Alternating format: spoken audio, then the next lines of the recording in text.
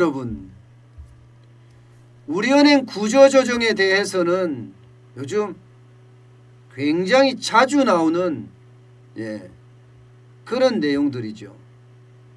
점포를 줄인다, 인원을 줄인다, 이제는 구체적으로 3,000명까지 3년 안에 3,000명을 줄이겠다, 이렇게까지 지금 나오고 있습니다.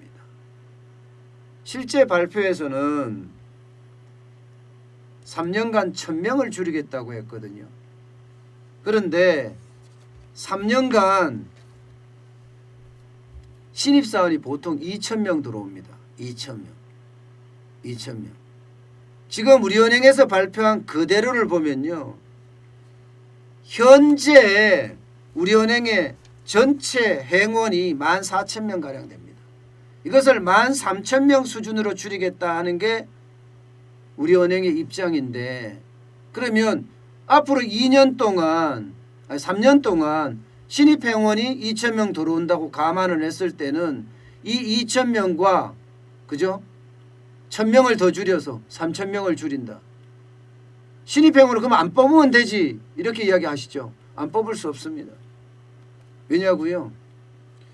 금융이라는 것은요, 어떻게 생각하면 일자리 창출의 대명사입니다. 일자리 창출의 전통적인 대명사라고요. 그런데 일자리 창출의 대명사가 인력을 안 뽑는다고요? 그러면 정부의 등살에 살아남을 수 있을까요? 못 살아납니다. 무조건 금융당국의 눈치를 볼 수밖에 없는 게 은행이에요. 결국은 은행에서도 사람을 뽑을 수밖에 없습니다. 그러면 뽑으면 있는 사람을 내보내야 되잖아요. 있는 사람을. 그래서 있는 사람을 내보내겠다는 거예요. 있는 사람을. 게다가 지금 금융의 어떤 전체적인 환경을 보면요, 이게 인력을 안 줄이고는 못 살아남습니다. 지금 우리 은행이 지금 이야기하고 발표하는 내용을 보면요, 이것은요, 저는 최소 수준이라고 생각해요. 최소. 워낙 빠르게 금융권의 어떤 변화가 오고 있어요. 진짜 빠르게 오고 있어요. 게다가 코로나19가 창궐 하면서 훨씬 더 금융권의 위기는 빨라지고 있습니다.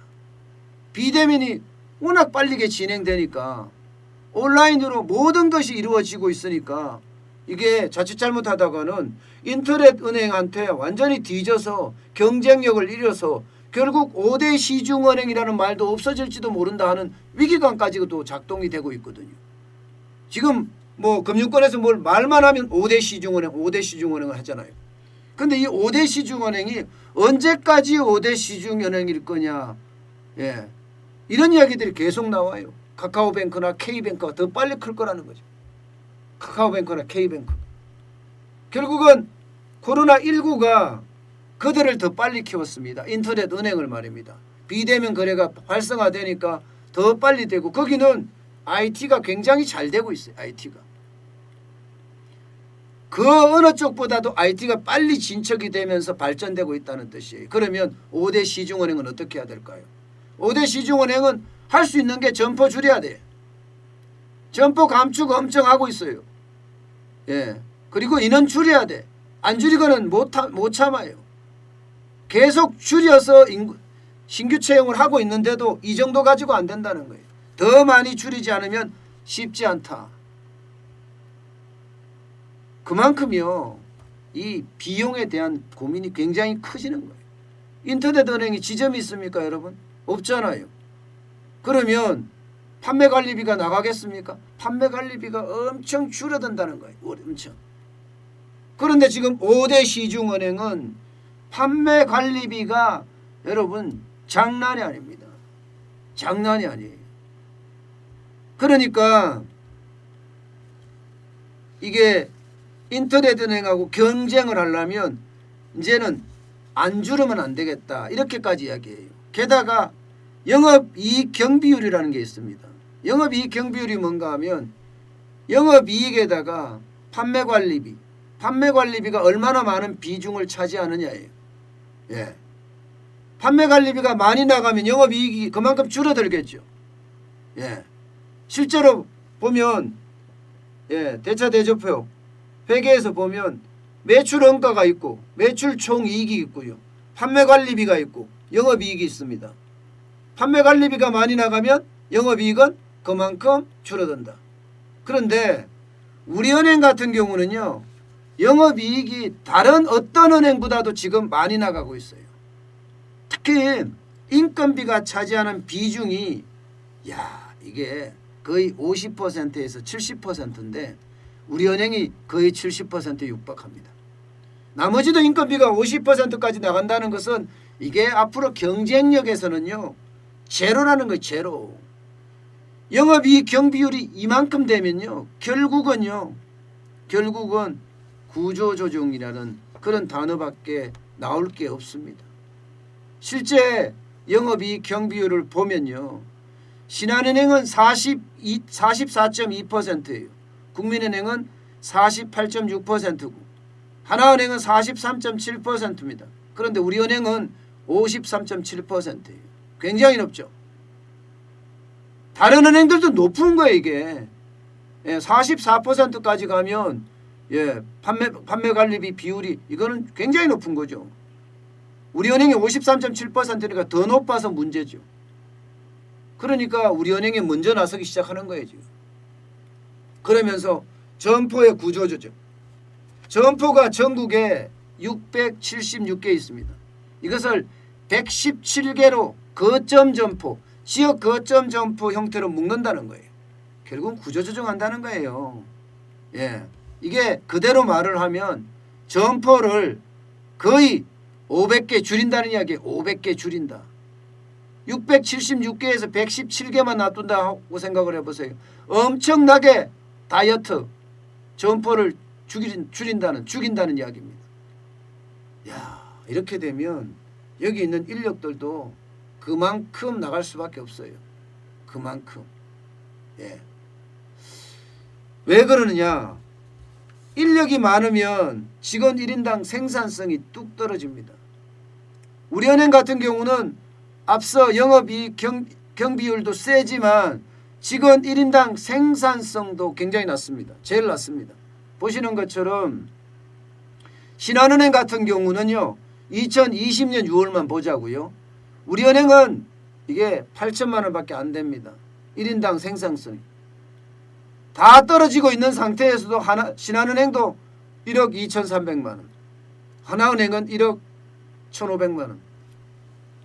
이게 온라인으로 되고 비대면으로 되기 시작하니까 생산성은 뚝뚝뚝뚝 떨어지고 있는 거죠. 그죠? 생산성은 떨어지고 있는데 그중에서도 우리은행이 가장 심각하다.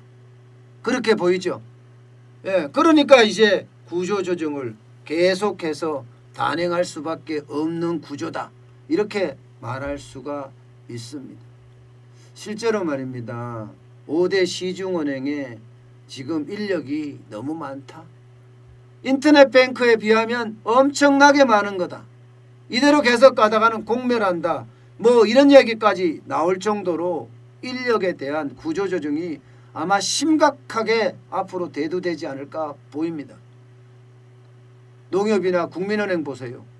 17,559명이 국민은행입니다. 농협은 16,364명이에요. 우리은행도 14,000명. 진짜 많죠. 이게 인터넷 은행에 비하면요. 4배, 5배, 수십 배 많습니다. 인터넷 은행에 비하면. 그러면 구조조정의 칼바람은 굉장히 세게 몰아치지 않겠느냐 하는 게 지금 예측입니다. 이대로 계속 가면요. 결국 우리은행처럼 우리은행이 3년간 거의 3,000명, 말로는 3년간 1,000명이라고 하지만 신입행원이 2년 동안 2,000명 들어오는 걸 감안하면 결국 14,000명을 13,000명 수준으로 줄이겠다고 했으니까 실질적으로 있는 사람은 3,000명을 줄인다는 이야기예요.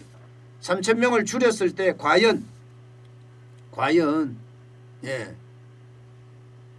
판관비가 그만큼 줄어들 거냐, 영업이익 경비율이 그만큼 줄어들 거냐, 이것은요 아직 모르는 일이라는 거예요. 아직 모르는 일이다.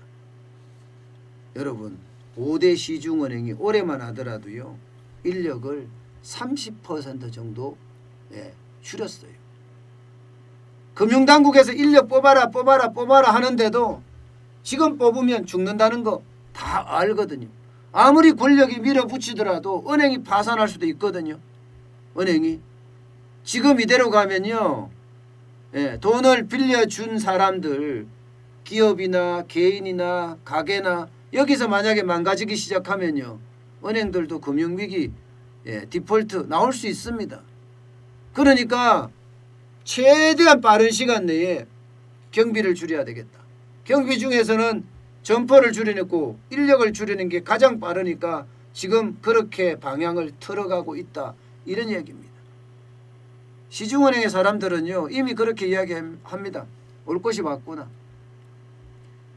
2020년도가 5개 시중은행 아니 금융권의 구조조정 원년이 될 거다. 인력 구조조정의 원년이 될 거다. 이렇게까지도 이야기하고 있습니다.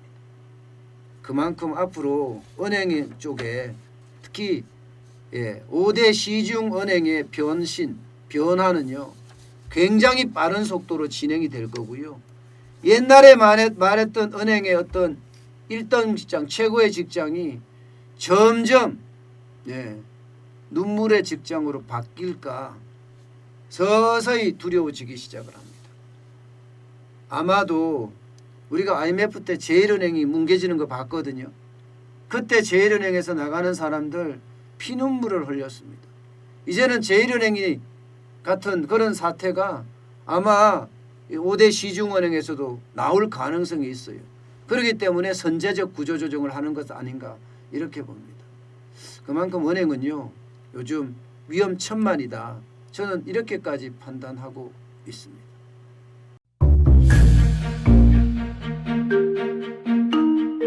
세종대왕과 샤넬 넘버5 벤츠 자동차의 최고급 기종인 마이바흐의 공통점을 아시나요?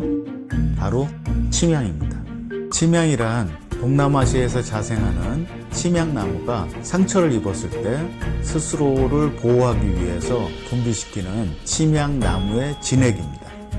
진침향은 태국산 침향과 러시아산 녹용, 그리고 국산 홍삼, 백봉령, 산수유, 당귀, 숙지향, 꿀로 이루어진 침향환으로 만성 피로나 또 스트레스, 기력이 저하된 직장인분들, 또 수험생들, 연세 드신 어르신분들이 드시면 좋은 환입니다. 진침향 여러분들께 자신있게 권해드립니다.